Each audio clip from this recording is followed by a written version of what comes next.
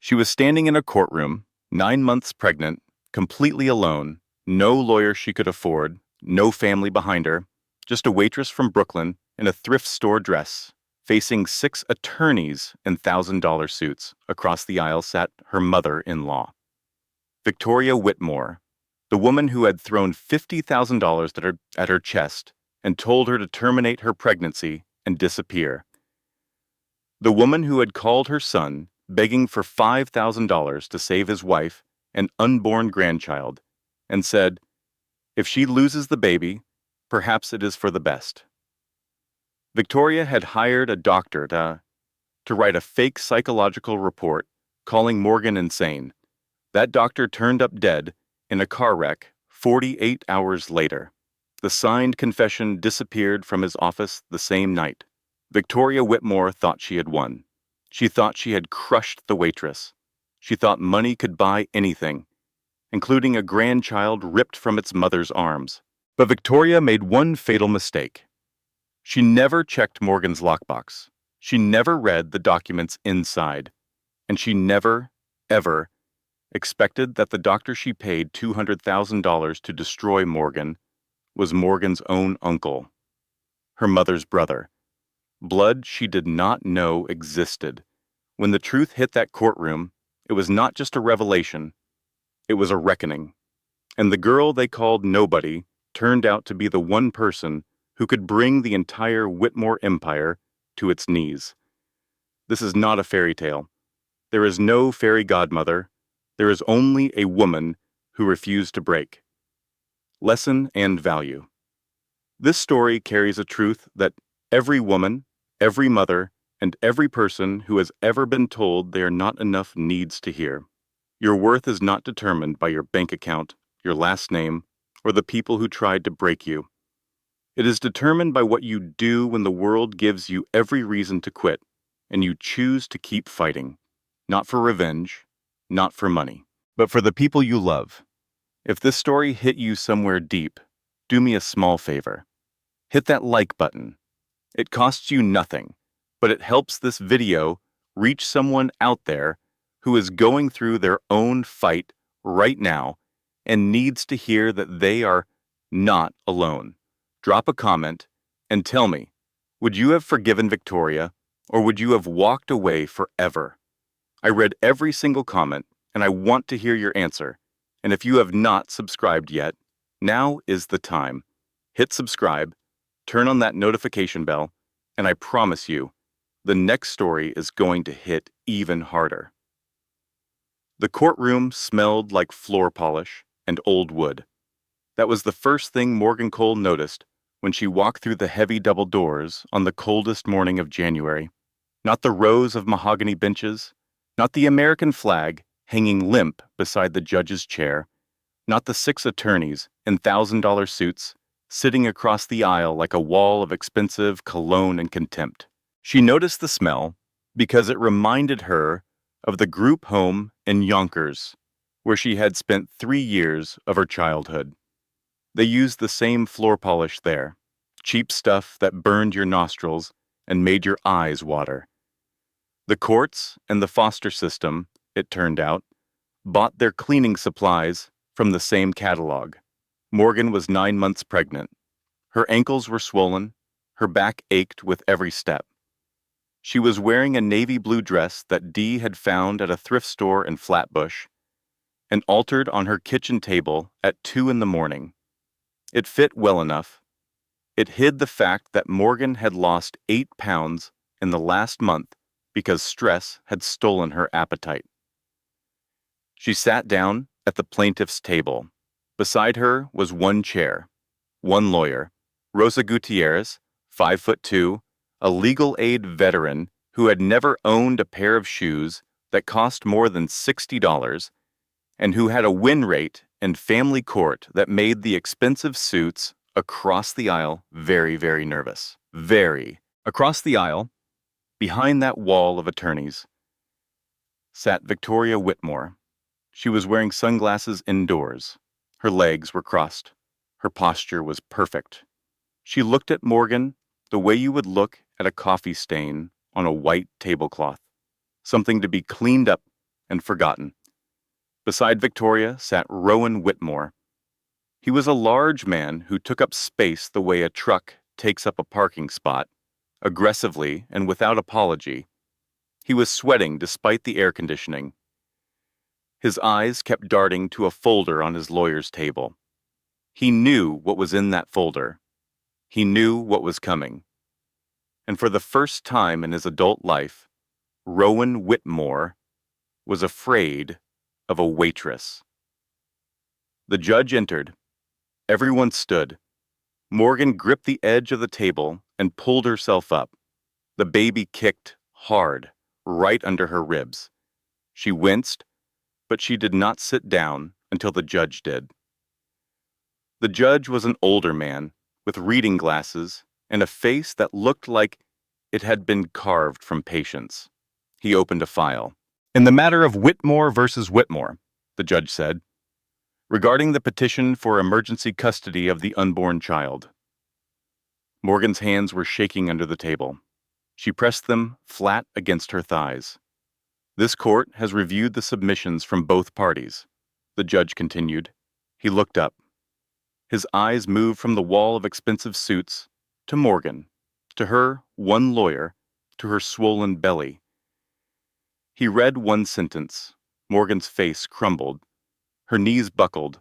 She grabbed the table with both hands. A sharp pain shot through her abdomen, and she felt a warm rush of liquid down her legs. Her water had broken. Right there on the courtroom floor. Rosa caught her arm. Morgan, stay with me." The courtroom erupted. Victoria Whitmore removed her sunglasses for the first time. Her expression was unreadable. But we are getting ahead of ourselves. This story does not begin in a courtroom. It begins 7 months earlier, in a diner in Brooklyn, with a cup of coffee and a woman who had no idea that the man sitting in booth number 4 was about to change her life forever, and that his mother was about to try to destroy it. The Starlight Diner sat on the corner of Flatbush and Church like it had been there since the invention of bacon. It probably had. The vinyl booths were cracked. The coffee was strong enough to wake the dead. The neon sign outside buzzed with a persistent flicker that the owner, a retired Greek man named Gus, had been promising to fix since 2016. Morgan Cole worked the morning shift. She had worked the morning shift 6 days a week for 2 years. She was good at it. She was fast, she was polite, and she had a photographic memory that meant she never wrote down an order and never got one wrong. "A table 7 wants the eggs over easy, wheat toast, no butter, and a side of fruit instead of hash browns," Morgan said, clipping the ticket to the kitchen line without looking at it. Gus squinted at the ticket. "How you remember all this? You got a computer in your head?" "I got rent due in 6 days, Gus. That's better than a computer." It was a Tuesday in June. The diner was half full. Morgan was refilling coffee for a construction worker who always left a $2 tip when the bell above the door jingled and her best friend walked in. Dee Washington was still wearing her scrubs from the night shift at Mount Sinai, Queens. She had the look of a woman who had been awake for 14 hours and was being kept alive purely by stubbornness and the promise of free coffee. "You look terrible," Morgan said, already pouring. "Thank you. I feel terrible. I had a guy come in at 3 in the morning who swallowed a fork." "A whole fork?" "A whole fork. On purpose. He said his ex-girlfriend dared him to." "And he did it?" "Morgan, men will do literally anything except go to therapy." Morgan laughed and slid into the booth across from Dee.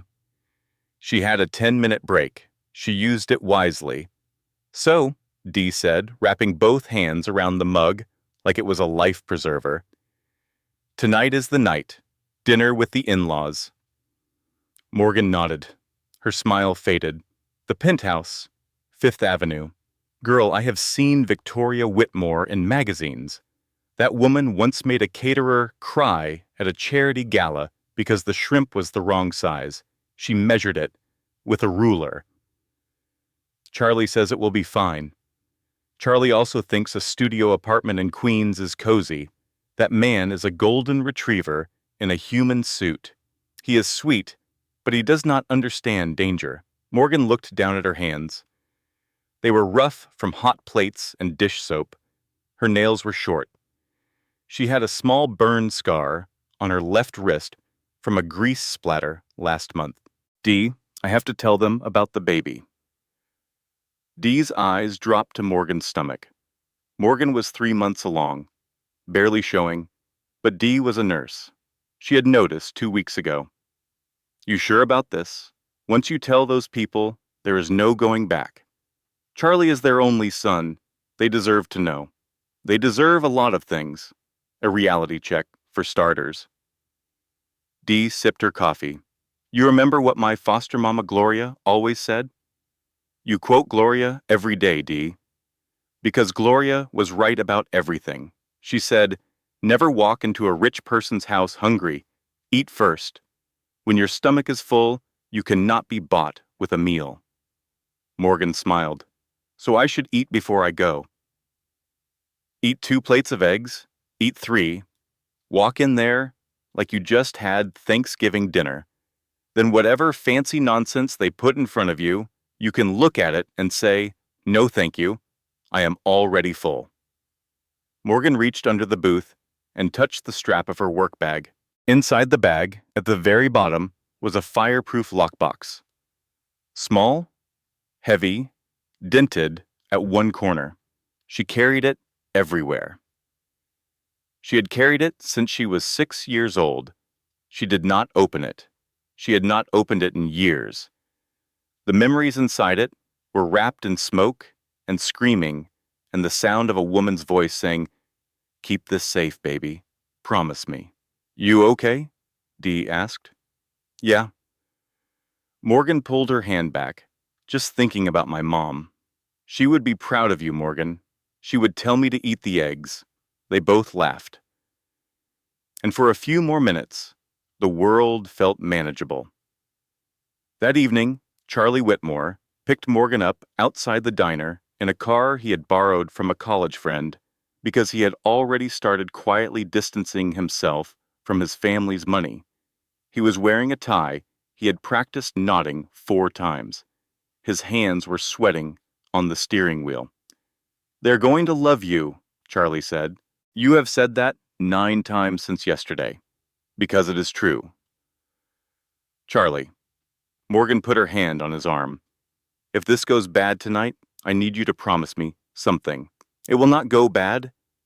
If it does, do not choose me over them out of guilt.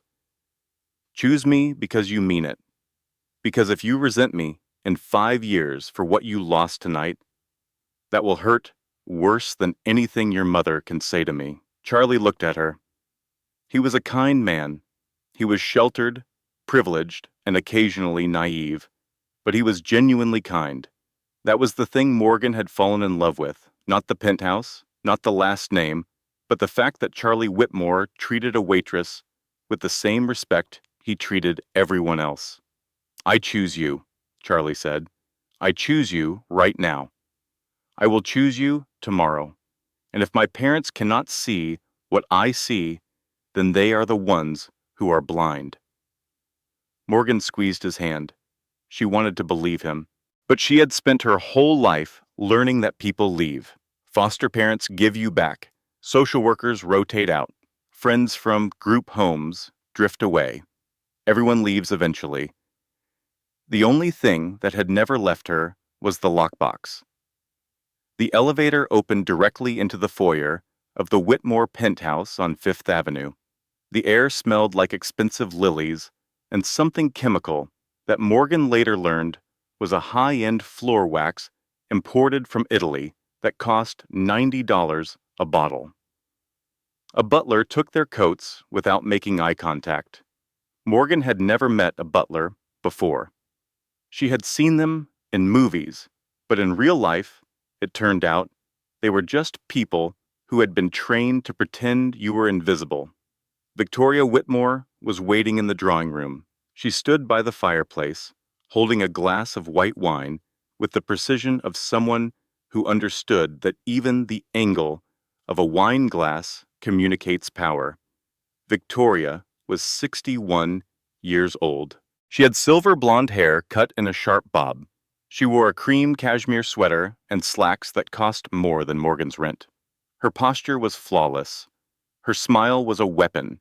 She did not hug Charlie, she assessed him. Then her eyes moved to Morgan, and the assessment became a dissection. Victoria's gaze traveled from Morgan's sensible heels to her inexpensive earrings, to the small scar on her left wrist. So, Victoria said, her voice was like cracking ice on a winter lake. This is the situation. This is Morgan, Charlie said. His voice was firm, but Morgan could feel his hand trembling in hers. My wife. Wife. Rowan Whitmore entered from the study. He was holding a cigar in one hand and a rocks glass in the other. He was a large man, the kind who fills a doorway not because he has to, but because he wants you to know he can. A courthouse signature does not make a wife in this family, Charlie. It makes a liability. The dinner table was long enough to land a small plane on. They sat at opposite ends, the distance between them filled with mahogany, silver, and silence. Victoria served squab. Morgan did not know what squab was. She ate it politely. It tasted like expensive regret. So, Morgan, Victoria said, cutting her food with surgical precision. Charlie tells us you work in hospitality. I am a waitress at a diner in Brooklyn, Morgan said. She did not flinch. She did not dress it up. I was also finishing my degree in art history before I took some time off. Art history, Rowan snorted. A loud, wet sound. Fantastic. That prepares you for what exactly? Dusting frames at a museum? Dad, stop, Charlie warned. I am being practical, son. Rowan leaned forward, his bulk pressing against the table edge. You are the heir to a Fortune 500 company. We had an arrangement with the Kensington family. Their daughter, Beatrice, has been waiting for a call you never made. Instead, you bring us a girl who pours coffee. I love her, Charlie said. And she is pregnant. You are going to be grandparents. The grandfather clock in the corner ticked. The sound was enormous in the silence. Victoria set her fork down. The clink of silver against porcelain was as deliberate as a judge's gavel. She looked at Morgan, not with surprise, not with joy, with pure crystallized disgust. You trapped him. Excuse me, Morgan said. The oldest trick in the book. Victoria stood. She walked to a sideboard, opened a drawer, and pulled out a manila envelope. She tossed it across the table. It slid across the polished wood and stopped in front of Morgan's plate. That is a post-nuptial agreement, Victoria stated. And a check for $50,000. You will sign the papers. You will terminate the pregnancy, and you will disappear. Consider it a generous severance. Morgan stared at the check. $50,000. It was more money than she had ever seen in her life. It was also the price Victoria Whitmore had placed on her grandchild's existence. Morgan stood up. Her hands were shaking, but her voice was steady. I am not a prostitute, Mrs. Whitmore. I am your son's wife. You are a gold digger, Rowan roared, slamming his fist on the table. The wine glasses trembled. Look at you. You have nothing. You come from nothing. You think you can walk into the Whitmore dynasty with a baby in your belly and sit at this table? But it was Victoria's next words that turned the room to ice. Victoria stepped closer to Morgan. She lowered her voice so that only Morgan could hear, but Morgan heard every syllable with the photographic clarity that recorded everything she ever encountered. Let me be perfectly clear, Victoria whispered. If you do not sign those papers, I will use every resource this family has to prove you are an unfit mother. You have no family, no money, no stable home. I will take that child from you before it draws its first breath, and I will raise it as a Whitmore, without you. Morgan felt the floor tilt. This was not just snobbery. This was a threat, a custody threat against her unborn baby. Charlie knocked his chair over, standing up. "We are leaving. If you walk out that door," Rowan said, his voice dropping to a growl, "you leave everything, the trust fund, the apartment, the cards, the car. You will be cut off completely. You will be nothing." Charlie looked at his father. He looked at his mother, who was staring at Morgan with cold satisfaction. Then he looked at Morgan, who was holding back tears, one hand pressed against her stomach. "Keep the money," Charlie said. He took Morgan's hand. "I would rather starve than turn into you." They walked out. The elevator doors closed. Victoria's laughter followed them down the shaft, sharp and barking. "He will be back in a week," Victoria shouted. "When the little waitress realizes he is broke, she will leave him faster than she can pour a cup of coffee." In the elevator, Morgan broke. The tears came all at once, violent and shaking. "Charlie, she means it. She has the money. She has the lawyers. I have nothing. They could actually take our baby." Charlie pulled her close. He held her as the elevator descended, 42 floors, from the penthouse to the street. He held her as they stepped out into the warm June night. He held her as they walked 3 blocks to the subway because they could not afford a cab. And somewhere above them, Victoria Whitmore poured herself another glass of Chardonnay and began making phone calls. The first was to her attorney. The second was to a private investigator. The third was to every firm in Manhattan where Charlie might apply for a job. The war had begun, and Morgan Cole did not yet know that she was bringing a slingshot to a cannon fight. The disownment happened with the speed and precision of a surgical amputation. Within 48 hours, Charlie Whitmore went from being the heir to a billion-dollar empire to being a man whose credit card was declined at a gas station in Queens. It was not just the money that disappeared. It was the entire infrastructure of a privileged life. The phone plan, canceled, the gym membership, terminated, the health insurance, gone. Every safety net Charlie had ever known was cut away with a single phone call from Rowan Whitmore's assistant, who probably felt bad about it, but not bad enough to refuse. They found an apartment on the 4th floor of a walk-up building in Astoria.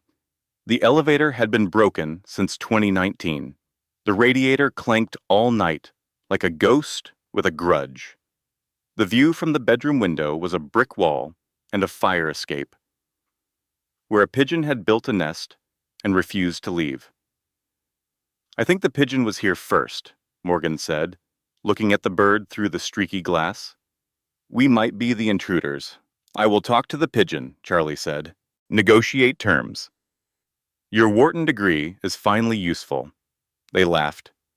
It was a small laugh, fragile and brief, but it was real, and in those first weeks, the laughter was what kept them afloat. Charlie looked for work. He had a business degree from one of the best schools in the country. He was smart, articulate, and willing to start at the bottom. But every interview followed the same pattern. The first round would go well. The second round would go even better. Then the background check would come back, and the hiring manager's voice would change. "We have decided to go in a different direction. Unfortunately, the position has been filled. We will keep your resume on file." It took Charlie 3 weeks to understand what was happening. Rowan Whitmore had blacklisted his own son. Every firm, every bank, every consulting company in Manhattan had received the same quiet message: "Hire Charlie Whitmore, and you will never do business with Whitmore Global again." Charlie told Morgan about it on a Tuesday evening. They were eating pasta with butter and garlic, which had become their default dinner because the ingredients cost $3.40. "He did not just cut me off," Charlie said. His voice was flat with disbelief. "He is making sure no one else picks me up." Morgan was quiet for a moment. Then she said, "When I was in foster care, there was this older girl named Tamika. She was 17, aging out of the system, and everyone told her she would end up nowhere. You know what she said?" "What?" "She said, when you are broke, you have two things, your time and your brain. Do not waste either one feeling sorry for yourself. Make a plan." "What happened to Tamika?" "She is an accountant in Newark, owns her own house, 2 cats." Charlie almost smiled. "I like Tamika."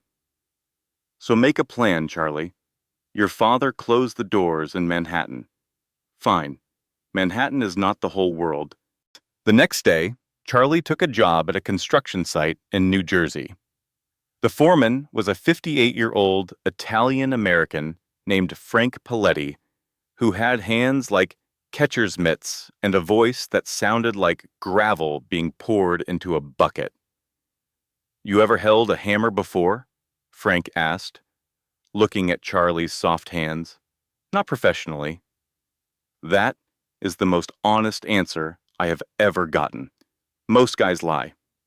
"Okay, college boy, here is your hammer. Here is your hard hat. The hat goes on your head. The hammer does not. If you hit yourself, I will not feel bad for you. Questions?" "Where's the bathroom?" "It is a portable toilet behind the dumpster. It does not have Wi-Fi. Welcome to the real world." Frank was rough, loud, and completely without pretense. He was also the first person in Charlie's life who treated him exactly the same, regardless of his last name. When Charlie struggled, Frank showed him what to do. When Charlie complained, Frank told him to shut up and drink water.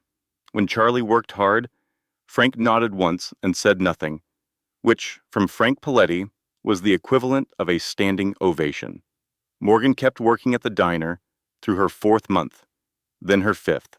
She was slowing down. Her ankles swelled. Her blood pressure crept upward. Dee watched her with increasing concern. "Your numbers are not good, Morgan." "My numbers are fine." "Your numbers are not fine. I am a nurse. I can read a blood pressure cuff. You need to slow down. We need the money. You need to be alive to spend the money." In her 6th month, Morgan collapsed at the diner.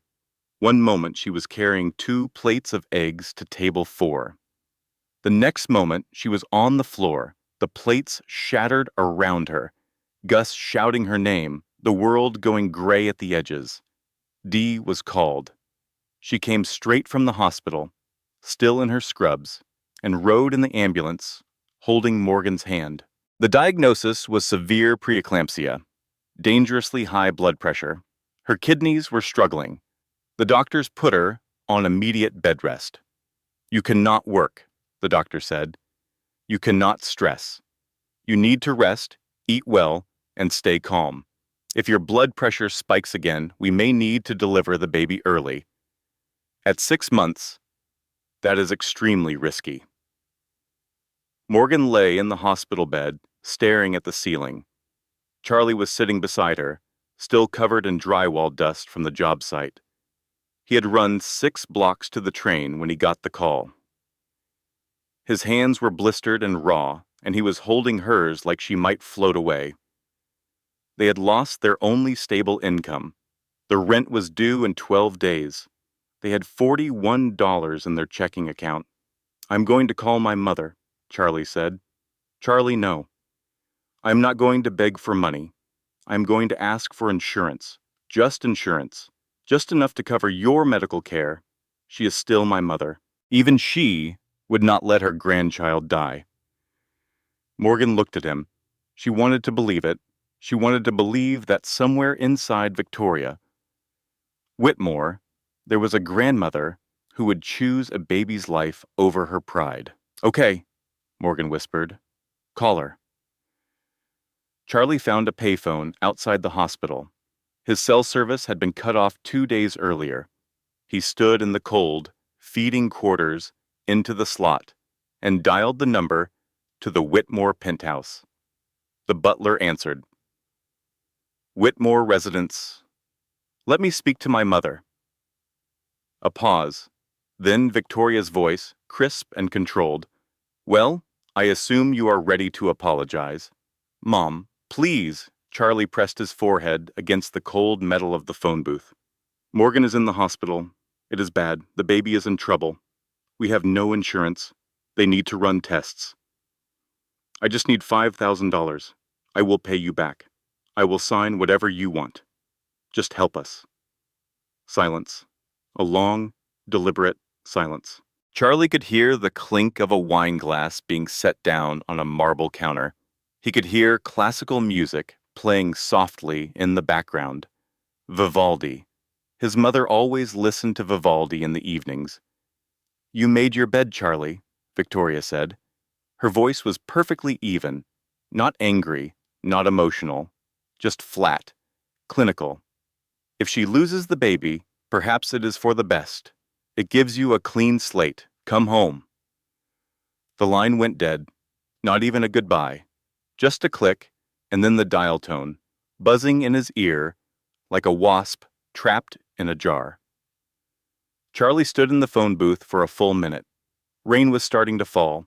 The receiver dangled from its cord. Something inside him that had been holding out hope. Some last thread of belief that his parents were still human beneath the money, snapped like a guitar, string pulled too tight. He walked back to Morgan's room.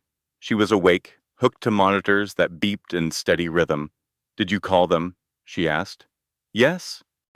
What did they say? They said no. Morgan did not cry. A strange calmness settled over her face, the kind of calm that comes not from peace, but from the total exhaustion of hope. She had spent her whole life being told no.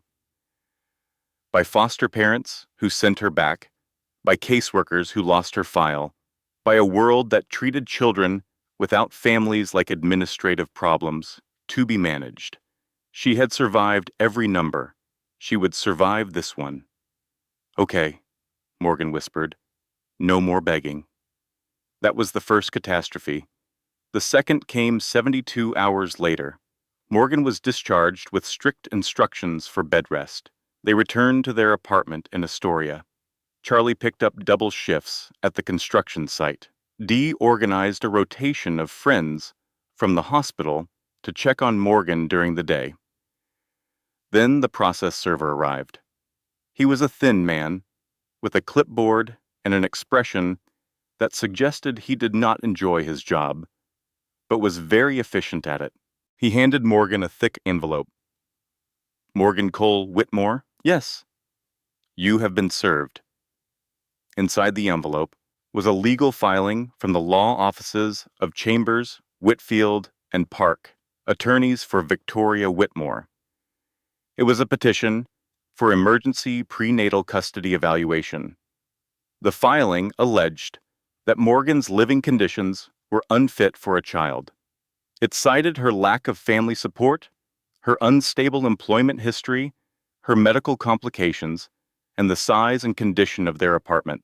It requested that a court-appointed social worker inspect the home within 7 days, and that if conditions were found lacking, temporary custody of the child be granted to Victoria and Rowan Whitmore upon birth. Morgan read the filing 3 times. Her photographic memory captured every word, every clause, every carefully constructed sentence designed to make a waitress in a walk-up apartment look like a danger to her own child. She is not just trying to keep us away, Morgan said to Dee on the phone that night. She is trying to take the baby before it is even born. Can she do that? She has 6 lawyers and unlimited money. I have a diner apron and $41. That was the second catastrophe. The third came when Charlie tried to reach his sister, Helen Whitmore, the family secret. She had married a black man named Marcus 8 years ago and been quietly erased from the Whitmore family tree. Charlie had not spoken to her since the wedding. Victoria had made sure of that. He found Helen's number through an old college friend. He called from Dee's phone. Helen answered. Her voice was cautious, but warm. Charlie, is that really you? Helen, I need help. Mom and Dad cut me off. Morgan is pregnant and sick. Mom is trying to take custody of the baby. Long pause. She did the same thing to me. What? When I married Marcus, Mom filed a CPS report against us. She claimed our house was unsafe. She sent a private investigator to follow Marcus for 3 months, trying to find something to use against him. She tried to have our marriage license challenged on a technicality. Charlie felt sick. What happened? We survived. Barely. Marcus almost left me because of the stress. But I found a lawyer who... The call dropped. Dead silence. Charlie looked at the phone. The screen was dark. He called Dee. What happened to your phone? Nothing. It is working fine on my end. Try again. He tried again. The call would not connect. He tried a different number. Nothing. Then a text came through from an unknown number. This phone line has been flagged for review per a telecommunications hold request. Rowan Whitmore had flagged Helen's number. Any call to or from Helen Whitmore was being intercepted and blocked. The Whitmores were not just cutting Charlie off from money, they were cutting him off from allies. Charlie stood in the rain outside a bodega in Queens, holding a borrowed phone that could not reach the one person who understood what they were going through. 3 catastrophes in 8 days. Morgan bedridden. A custody battle filed, their only potential ally unreachable. And Victoria Whitmore sat in her penthouse, sipping Chardonnay, watching Vivaldi fill the silence where her conscience should have been. The first person to fight back was Dee Washington. She could not give money.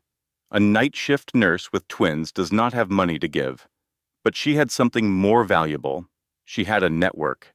My cousin Janelle works at Legal Aid in downtown Brooklyn, Dee told Morgan the next morning, sitting on the edge of the bed with 2 cups of coffee and a legal pad.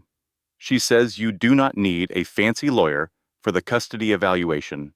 You need to prove 3 things: stable environment, medical care, community support. That is it. Dee, look at this apartment. I am looking at it, and by Saturday, it is going to look like a page from a home magazine. Dee made phone calls. She called nurses from her floor. She called women from her church. She called Frank Paletti, who showed up with a toolbox, and his nephew, a plumber. The radiator has been broken for how long? Frank said, looking at the clanking metal beast in the corner. Since we moved in, Charlie said. That is criminal. Literally. Your landlord is violating housing code. I am fixing this, and then I am calling the city. By Saturday, the apartment was transformed. Not luxurious, not fancy, but clean, warm, organized, and filled with evidence of a community that cared. Dee had typed up character reference letters from 3 nurses, a pastor, and Frank Paletti, who had written in his slow, careful handwriting, Charlie Whitmore is the hardest working man on my crew. He shows up early, and he never complains. Any kid would be lucky to have him as a father. The social worker visited on Monday. She was a tired woman in her 40s who had seen 1,000 apartments and could tell within 30 seconds whether a home was safe. She looked at the clean floors, the working radiator, the stocked fridge, the prenatal vitamins lined up on the kitchen counter. She looked at the character references. She looked at Morgan, who was calm, articulate, and answered every question with the precision of someone whose memory forgot nothing. 2 weeks later, the report came back. No evidence of unfit conditions. Custody petition denied. Morgan cried. Charlie cried. Dee brought a grocery store cake that said happy birthday because it was the cheapest one, and she scraped off the writing with a butter knife. We won, Charlie said, holding Morgan. We survived round 1, Morgan corrected. Your mother does not lose gracefully. Morgan was right. The first false victory lasted exactly 11 days. On the 12th day, a man appeared at their door. He was not a process server this time. He was a private investigator hired by Victoria Whitmore, and he carried a folder that made Morgan's blood go cold. "This is a courtesy notice," the man said. "Mrs. Whitmore's attorneys have filed an appeal of the custody ruling, citing new evidence.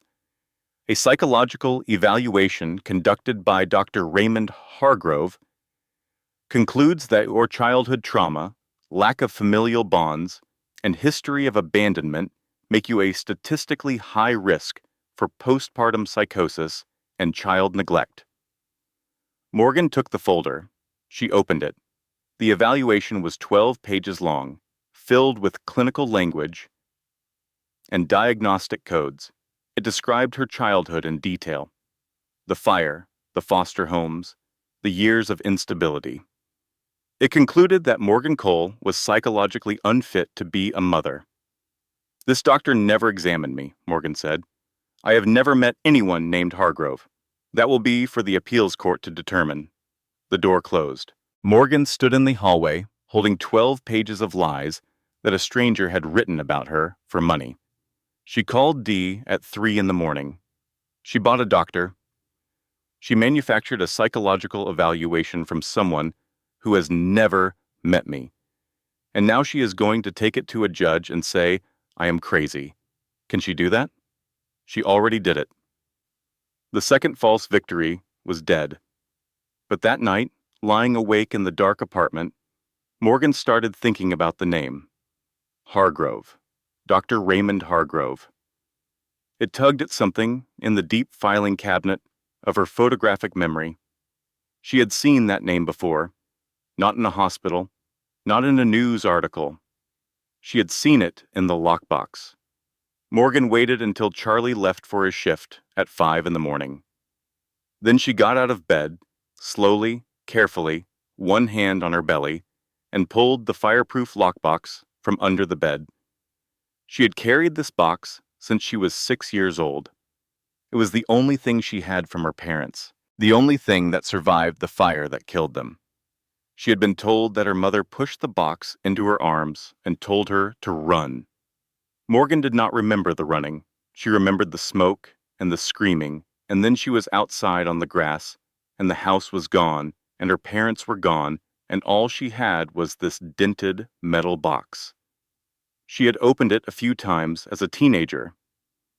She had found documents she did not understand, legal papers filled with language that meant nothing to a 16-year-old girl in foster care.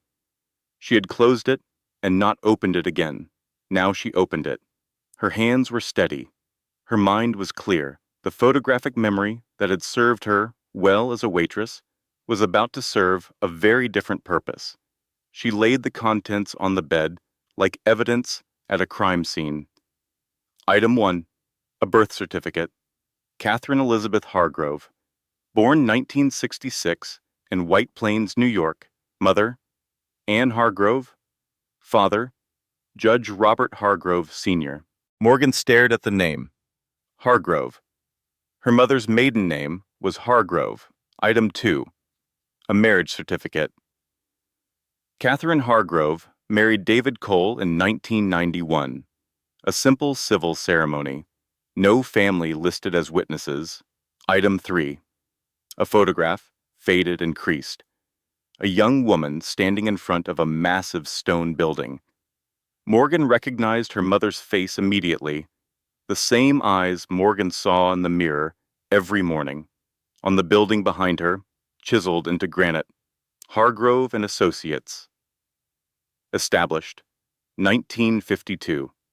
Item 4. A bundle of letters, tied with a rubber band that crumbled when Morgan touched it. The letters were from Judge Robert Hargrove, Sr. to his daughter, Catherine. They spanned 10 years. The tone shifted from angry to pleading to desperate. "Catherine, come home. Your mother is ill. Catherine, I do not understand why you left. Whatever I did, I am sorry. Catherine, I have set up a trust for your children. It cannot be revoked. Even if you never speak to me again, your children will be provided for. This is the only way I know how to love you from a distance." Item 5. The legal document Morgan had never understood. She read it now with adult eyes and the focus of a woman fighting for her child's life.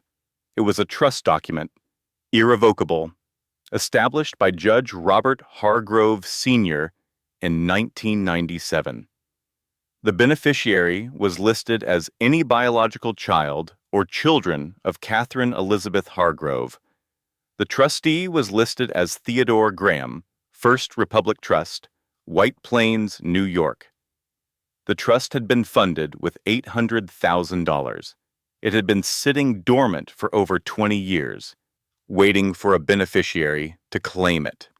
Morgan sat on the bed, surrounded by yellowed paper and a dead man's letters, and understood three things simultaneously. First, her mother had been the daughter of Judge Robert Hargrove Sr., the founder of one of New York's most respected law firms and a legendary figure in the New York legal community. Second, there was a trust fund with her name on it that no one had ever told her about because no one knew she existed. Third, and this was the part that made her hands go cold, Dr. Raymond Hargrove, the man Victoria Whitmore had paid to write a fraudulent psychological evaluation of Morgan, was her mother's younger brother, her uncle. Victoria had hired Morgan's own blood relative to destroy her, and neither of them knew. Morgan picked up the photograph of her mother, Catherine Hargrove Cole, a woman who had run away from wealth and privilege to live a simple life with a mechanic she loved.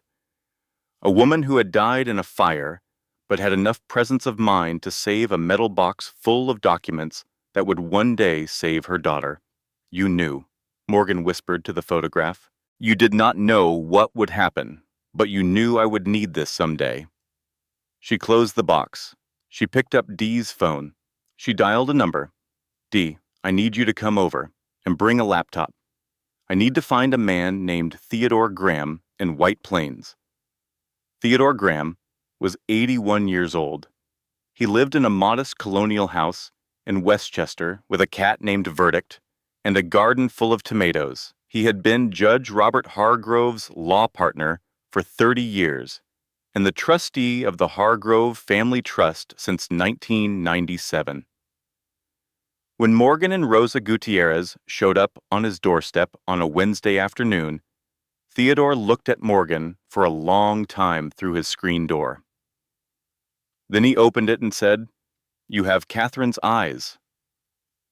Rosa Gutierrez was the lawyer Helen Whitmore had connected them with after Charlie finally reached his sister through a letter hand delivered by Frank Paletti's nephew, who drove to Atlanta on a weekend and knocked on Helen's door. Helen had cried when she read the letter. She called Rosa the same day. Rosa was 5'2", 53 years old, and had spent her career at a scrappy legal aid clinic in the Bronx, taking on wealthy families who weaponized the court system against vulnerable mothers. She had a win rate that terrified opposing counsel and a wardrobe that consisted entirely of black suits she bought in bulk from a discount store in Jersey City. "Tell me everything," Rosa had said in their first meeting. Morgan did. Rosa took notes for 3 hours. At the end, she looked up and said, "We are going to win, and it is going to hurt them." Now, in Theodore Graham's living room, the pieces came together. Theodore confirmed the trust, $800,000, plus 20 years of modest interest. Morgan was the sole beneficiary. The paperwork was clean, legal, and airtight. "Your grandfather never stopped hoping Catherine would come home," Theodore said, pouring tea with slightly shaking hands. "When he died, in 2001, his will specifically instructed that the trust remain active indefinitely. He believed she was alive somewhere. He believed she had children." "She did," Morgan said quietly. "She had me." But the trust was not the only thing Theodore had. "Your grandfather and Rowan Whitmore had business dealings," Theodore said, setting down his cup. "In 1998, Robert loaned Rowan the seed capital for his shipping expansion, $40 million. It was structured as a personal debt, not corporate, a handshake deal between two men who had known each other for decades. Was it repaid? Rosa asked. It was not. Your grandfather died before he could collect. The estate attorneys did not know about it because it was not in the corporate files. But Robert documented everything. Theodore stood slowly, walked to a filing cabinet that looked older than some countries, and pulled out a thick folder. 14 original letters in Rowan Whitmore's own handwriting acknowledging the debt. Notarized loan documents, bank records showing the initial wire transfer. Rosa opened the folder. She read for 10 minutes. Then she looked at Morgan with an expression that Morgan had never seen on a lawyer's face before. It was joy.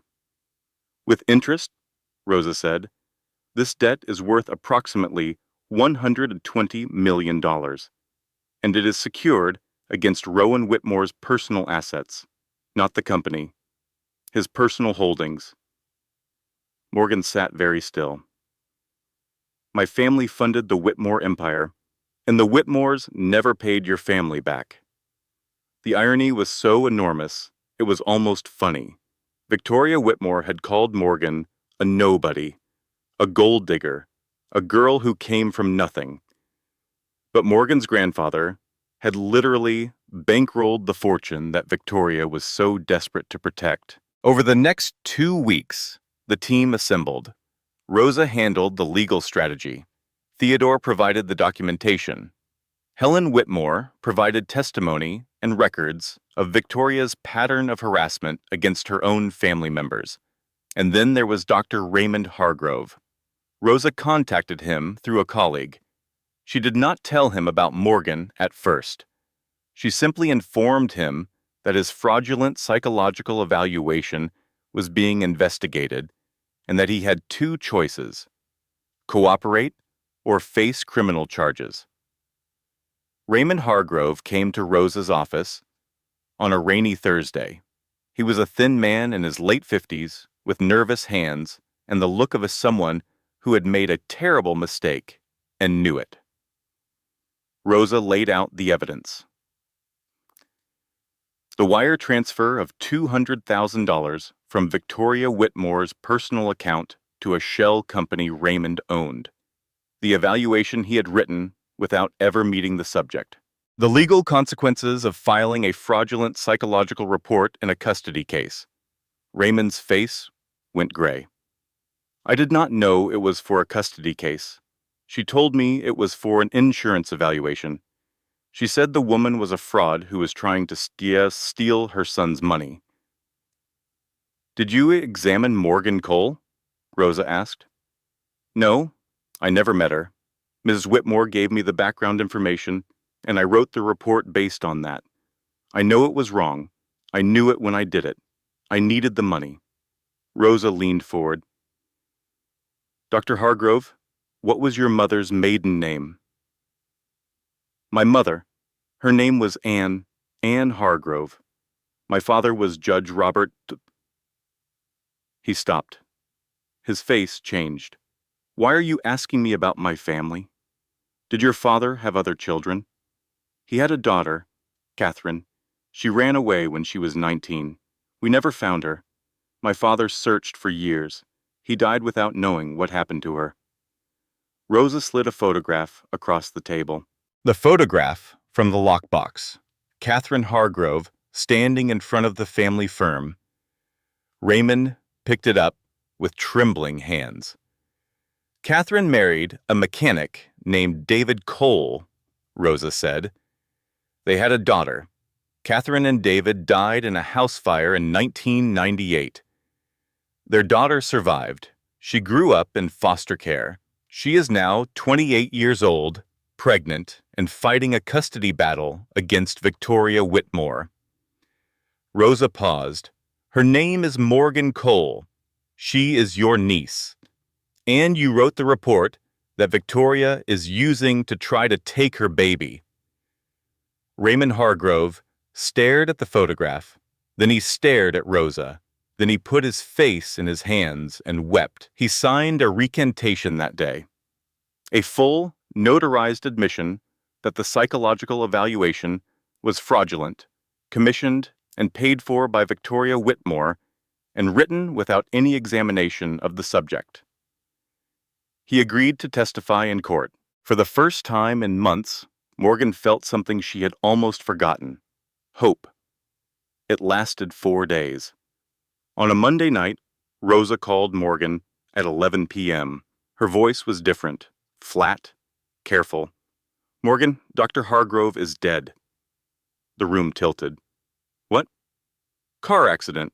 Single vehicle. He drove off Route 9 into a ravine. The police are calling it an accident. Wet roads, no guardrail. It was not an accident. We cannot prove that. And Morgan, his office was broken into last night. The signed recantation is gone." Morgan sat in the dark apartment. Charlie was asleep. The baby kicked steadily against her ribs. She pressed her hand against her stomach and felt the tiny foot pushing back. Alive and insistent and completely dependent on a woman who was running out of options. She thought about giving up. She thought about packing a bag and disappearing, the way her mother had, changing her name, starting over in some small town where Victoria Whitmore could not reach her. She called Dee. "I cannot do this," Morgan whispered. "She is too powerful. She kills people, Dee. She kills people and calls it an accident, and nobody questions it because she has money." "Morgan Cole, you listen to me." Dee's voice was shaking, not with fear, but with fury. "Your mama did not die pushing a lockbox into your arms so you could run. She saved those papers because she knew. Somehow she knew you would need them. You do not get to quit. You fight. You hear me? You fight." Rosa Gutierrez did not panic. She had lost witnesses before. She had faced powerful opponents before. She had walked into courtrooms where the odds were so stacked against her that the bailiff gave her a sympathetic look on the way in. "The recantation is gone," Rosa told Morgan, "but the bank records are not. Victoria's wire transfer to Hargrove's shell company is documented in federal banking records. She cannot steal those. She cannot erase a wire transfer." Is it enough? It is enough to prove she paid him. Combined with the fact that he never examined you, combined with Helen's testimony about the pattern of behavior, combined with the estate phone recordings. What phone recordings? All calls to the Whitmore estate are logged by their security system. I subpoenaed the logs last week. Every call Charlie made to that penthouse was recorded, including the one where Victoria told her pregnant daughter-in-law that losing the baby would be for the best. Morgan closed her eyes. She remembered Charlie's face when he came back from the phone booth that night, the way he looked like something inside him had died. She said that on a recorded line? Rich people forget that their own security systems are always listening. It is their biggest weakness. They are so used to being protected that they forget the walls have ears. Rosa filed 3 simultaneous actions.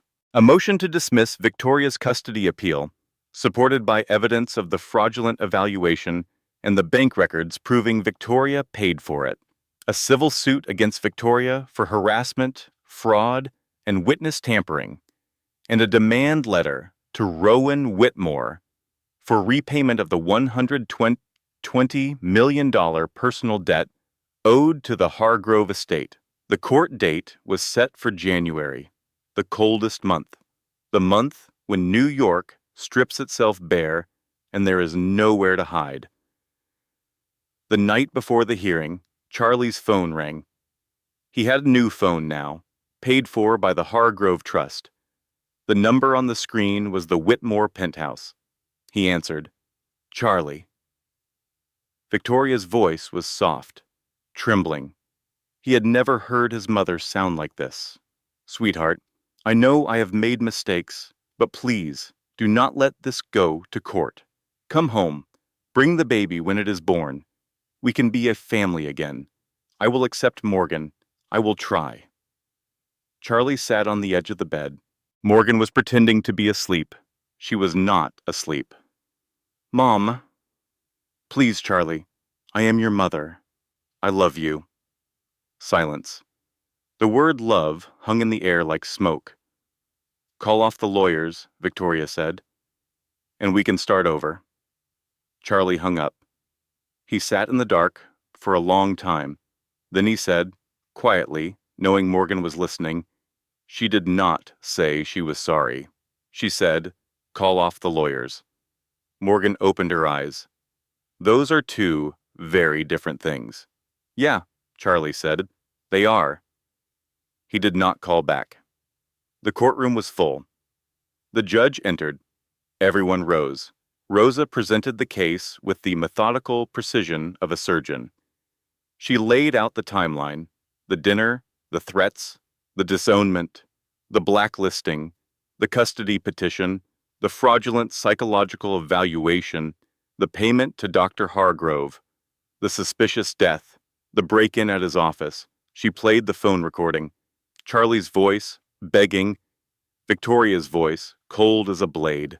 If she loses the baby, perhaps it is for the best. The courtroom went silent. The judge removed his glasses and pressed his fingers against the bridge of his nose. Victoria's lead attorney looked at the table.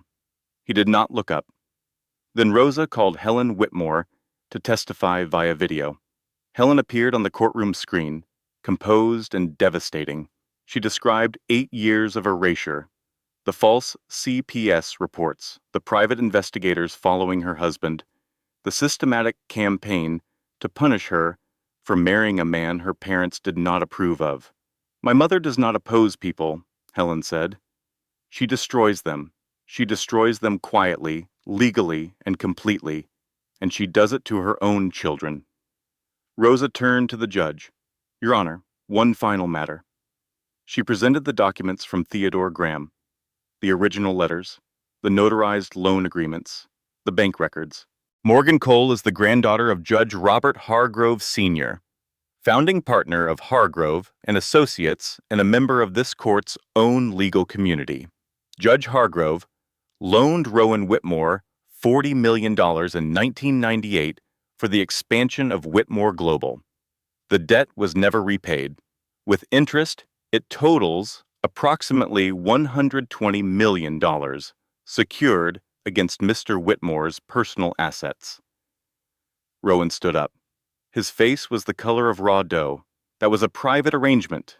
There is no documentation. Rosa held up the folder. 14 original letters in your handwriting, Mr. Whitmore. Notarized loan documents. Bank records. Would you like to see them? Rowan sat down. Morgan stood. Slowly. She was 9 months pregnant and exhausted, and her back ached and her feet were swollen, and she had not slept more than 4 hours a night in weeks. She stood with one hand on the table and one hand on her belly, and she looked directly at Victoria Whitmore. You threw $50,000 at me and told me to disappear, Morgan said. Her voice did not shake. You threatened to take my baby. You paid a doctor to call me crazy, a doctor who turned out to be my own uncle, my mother's brother, the brother she never got to see again because she ran away from the same kind of cruelty you tried to inflict on me. She paused. My name is Morgan Catherine Hargrove Cole. The girl you called nobody comes from a family that helped build the legal system you tried to use against me. And the fortune you are so desperate to protect? My grandfather funded it. You never paid him back. Victoria removed her sunglasses. For the first time, Morgan saw her eyes. They were blue, like Charlie's, and they were terrified. The judge ruled. He dismissed Victoria's custody appeal with prejudice. He issued a permanent restraining order against both Victoria and Rowan Whitmore. He referred the case to the district attorney for investigation of fraud, witness tampering, and potential involvement in Dr. Hargrove's death. And then Morgan did the thing that separated her from Victoria Whitmore forever. She showed mercy. Your Honor, Morgan said, I would like to offer the respondents a choice. The judge raised an eyebrow. Proceed. Option A, I call the debt. Mr. Whitmore's personal assets are liquidated to cover $120 million. They lose everything. Victoria gripped Rowan's arm. Option B, they retire from the company. Charlie assumes leadership.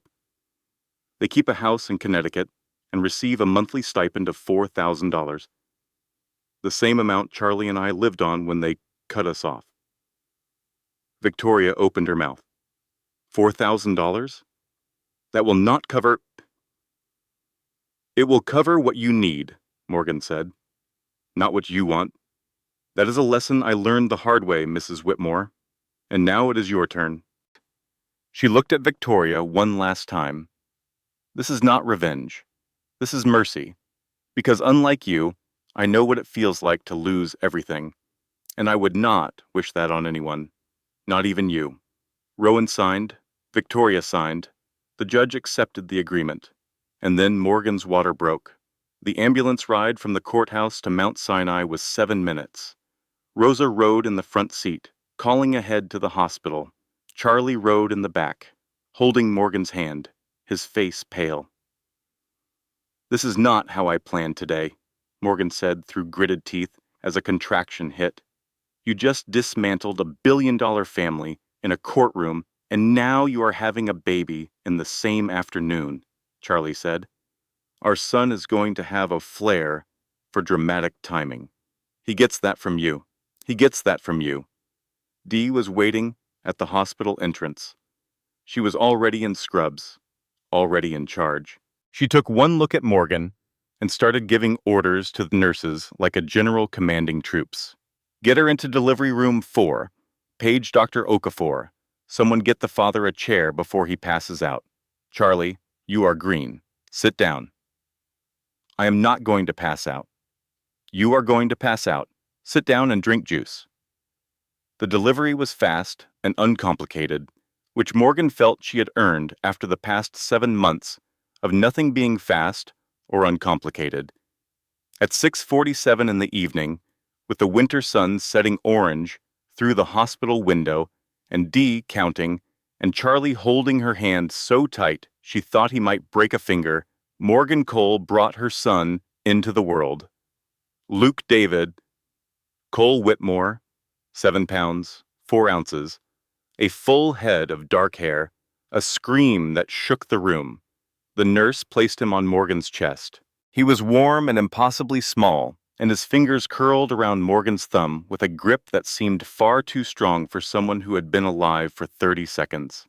Morgan looked at her son. She looked at the tiny face that had been the center of a war, a custody battle, a courtroom reckoning, and a family implosion. He did not know any of that. He just knew warmth and heartbeat and the sound of his mother's voice. Hi, baby, Morgan whispered. I am your mom. I have been fighting for you for a long time, and I am never going to stop. Charlie leaned down and kissed them both. His eyes were red. Drywall dust was somehow still in his hair, despite the fact that he had not worked at the construction site in weeks. Some things, apparently, never fully wash out. Frank Paletti arrived an hour later. He was carrying a stuffed bear that was nearly as large as he was. He set it in the corner of the room, looked at the baby, and nodded once. Good-looking kid, Frank said. Strong grip. He turned to Charlie. You done good, college boy. From Frank Paletti, that was a 20-minute standing ovation. Helen arrived from Atlanta the next morning. She brought Marcus and their daughter, a bright-eyed 6-year-old named Joy, who immediately wanted to hold the baby and was very offended when told she had to wait. He is my cousin, Joy said. I should get priority. You are 6, Helen said. And he is 0. I have seniority. Dee brought the twins. Rosa brought flowers and a card that said congratulations on the outside and your bill is in the mail on the inside, which Morgan knew was a joke because Rosa had taken the case pro bono. Theodore Graham sent a letter. It was handwritten on cream stationery with the Hargrove and Associates letterhead. Dear Morgan, it read, Your grandfather spent the last years of his life hoping to find Catherine. He never did, but I believe he would be at peace knowing that her daughter found her way home, not to a building, not to a name, but to the truth of who she is. Welcome to the family you always had. Morgan read the letter twice. Then she folded it carefully and placed it in the fireproof lockbox, next to her mother's photograph and her grandfather's letters. The box that had traveled with her through foster homes and group homes and a studio apartment in Astoria was now in a hospital room on the Upper East Side.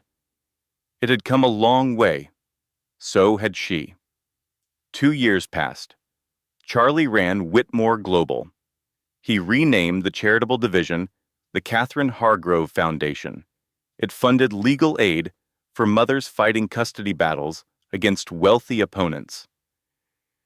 In its first year, it helped 212 women. By the second year, that number had tripled. Morgan finished her law degree. She graduated third in her class, which annoyed her because she had wanted to be first. She joined Rosa's firm, specializing in the exact kind of case she had survived.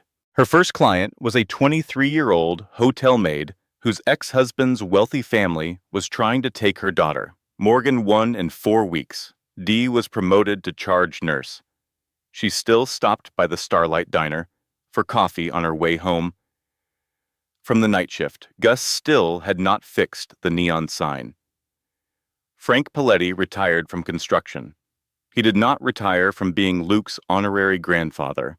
Every Saturday morning, he showed up at the brownstone in the West Village, where Morgan and Charlie now lived, and he taught Luke how to use a toy hammer. Luke was 2 years old and could not actually hold the hammer correctly, but Frank was patient. He had been patient with Charlie. He would be patient with Charlie's son.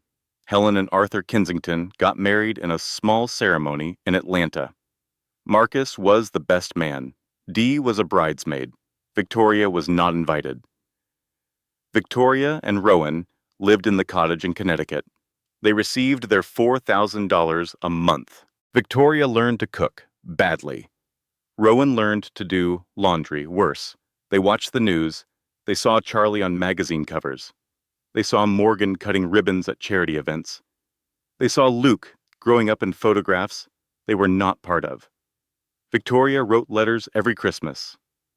Every January, they came back stamped with 2 words: return to sender. On a Tuesday afternoon in October, Morgan was at the Starlight Diner. She went back sometimes, not to work, but to sit in her old booth and drink Gus's terrible coffee and remember where she had started. She had brought Luke, who was eating pancakes with the focused intensity of a 2-year-old who has discovered syrup. The new waitress came by to refill Morgan's coffee. She was young, maybe 22. She moved quickly but carefully, the way people move when they are trying to be invisible.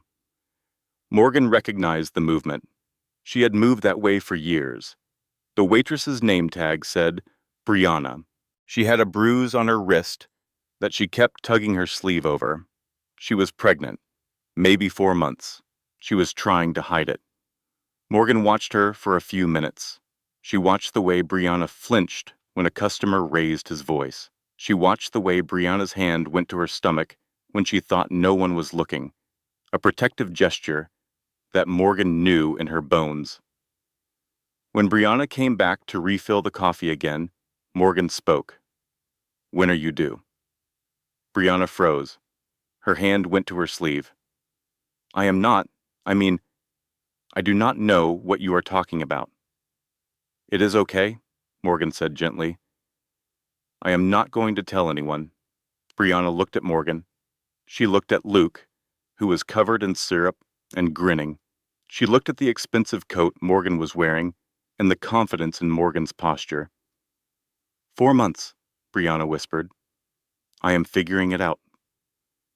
Morgan reached into her bag and pulled out a business card. Rosa Gutierrez and Associates, Family Law. "If you ever need help," Morgan said, "call this number. Tell them Morgan sent you. They will not charge you anything." Brianna took the card. She held it the way Morgan had once held her mother's lockbox, like it might be the only thing that could save her. "Thank you," Brianna said. "You are going to be okay," Morgan said. She meant it. She knew what it felt like to be pregnant and terrified and convinced that the world was designed to crush people like her.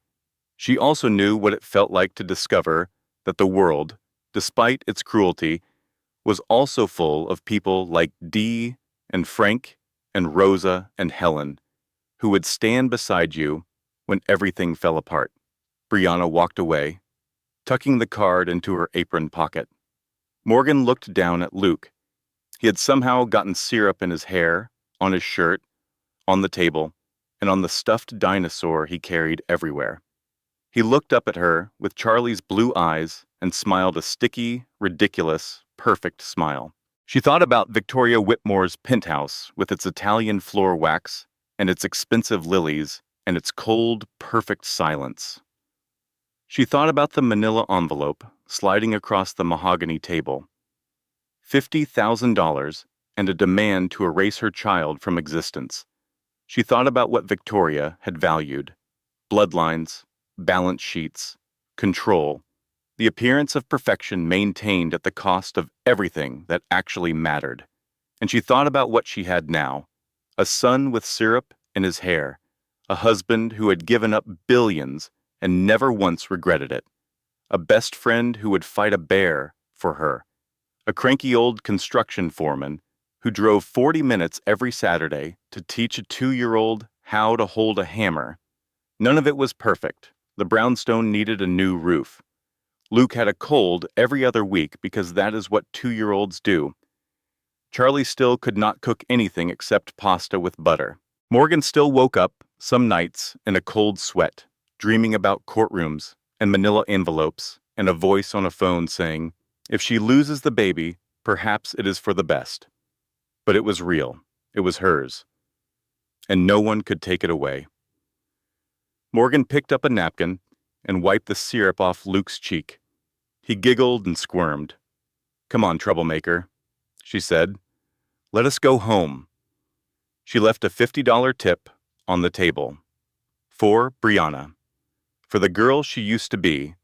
For every waitress who has ever been told she is not enough. Outside, the October sun was golden. The neon sign of the Starlight Diner buzzed and flickered behind her. She put Luke on her hip and walked down the sidewalk, past the bodega, past the laundromat, past the fire hydrant where a kid was selling lemonade for $1 a cup. She did not look back. She had spent her whole life looking back. At the fire, at the foster homes, at the lockbox full of letters from a grandfather she never met. She was done looking back. Ahead of her, the city stretched out enormous and indifferent and full of possibility. She was Morgan Catherine Hargrove Cole Whitmore. She was a waitress. She was a lawyer. She was a mother. She was the girl they called Nobody, who turned out to be the only person in the room who knew what family actually meant. And somewhere in Connecticut, in a small cottage with a leaking faucet and a $4,000 monthly budget, Victoria Whitmore was sitting alone at a kitchen table, staring at a returned Christmas card, realizing for the 10,000th time that pride is a very poor substitute for a grandson's laugh. The Whitmores spent their whole lives building walls. Walls of money, walls of status, walls of cruelty. They thought those walls made them powerful, but Morgan proved something they never understood. Walls do not keep you safe. They keep you alone. And the girl they called Nobody built something the Whitmores never could. A door that was always open. This story reminds us of something we already know, but sometimes forget. Family is not defined by last names or bank accounts. It is defined by who shows up when the world turns its back on you. It is the friend who scrubs your kitchen at 2 in the morning. It is the stranger who fixes your radiator without being asked. It is the lawyer who takes your case for free because she believes in you. Victoria Whitmore had everything. Money, power, status, a penthouse on Fifth Avenue. She ended up with exactly what she valued most, her pride. But pride cannot hug you back. Pride does not call you grandma. Pride does not smear syrup on your cheek and laugh.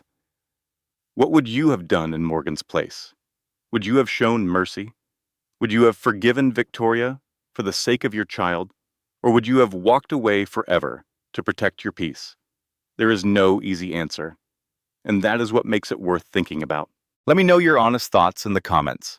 I read every single one. If this story moved you, hit that like button. It really helps the channel grow and reach more people who need to hear stories like this. And do not forget to subscribe and turn on that notification bell so you never miss a new video. Thanks for watching. I will see you in the next one. Closing disclaimer: this content was researched, developed, and manually edited by our team to deliver meaningful storytelling with real-life lessons. Every character, every scene, and every word was carefully crafted to entertain, inspire, and remind you of what truly matters. Thank you for watching, and we will see you in the next one.